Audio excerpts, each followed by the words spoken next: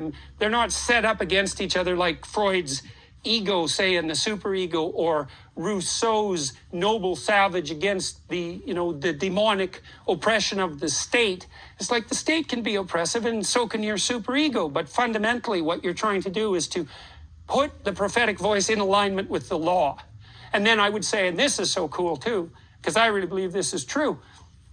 When you find yourself engrossed in something, that's when you have the law aligned with the spirit. And it manifests itself as that sense of intrinsic and deep meaning. And that's not an epiphenomena. That's not a secondary consequence of cognition. It's way deeper than that. It's actually the instinct that orients you to the proper path in the world. So you say, well, is meaning real? It's like, it's not only real, it's the most real thing, meaning. Almost, and by definition, you say, well, life intrinsically has no meaning. It's like, that's a propositional statement. Watch your life. Because you'll see, first of all, you're not going to dispense with the meaning of life. You can dispense with the positive meaning of life. Try dispensing with pain and suffering by thinking.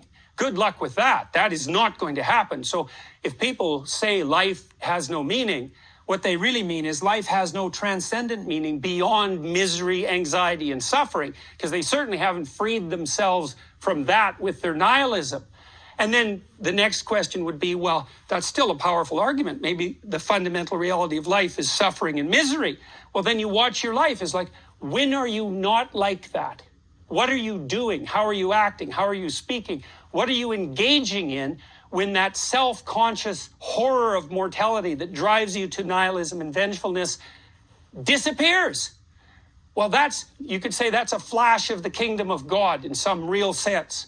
And then you might think, well, then your goal is, okay, so you watch yourself and think, oh, I don't know what's going on at the moment, but I'm in the right place at the right time, doing the right thing. I'm walking in the garden unself-consciously with God right now.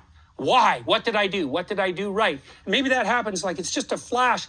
Maybe it happens once a week or something when you're with someone you love, or you're doing something you enjoy, or maybe you've got your attitude adjusted properly momentarily. There's something that's right.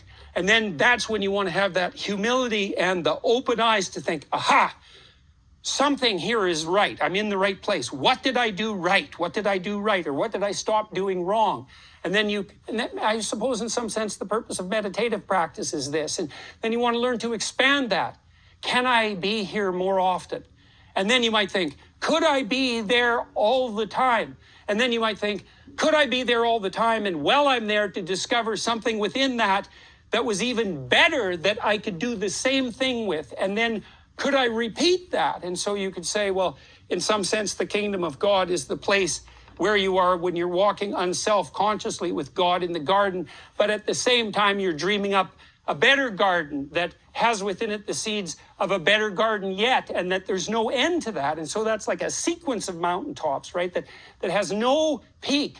And so just as hell has no bottom, and that's definitely true, maybe heaven has no pinnacle, because the real pinnacle is the process of generating new pinnacles and continuing the movement upward. And that certainly makes sense if you look at how people work pharmacologically and physiologically, because I think I mentioned to you yesterday that your nervous system is set up so that you feel enthusiasm.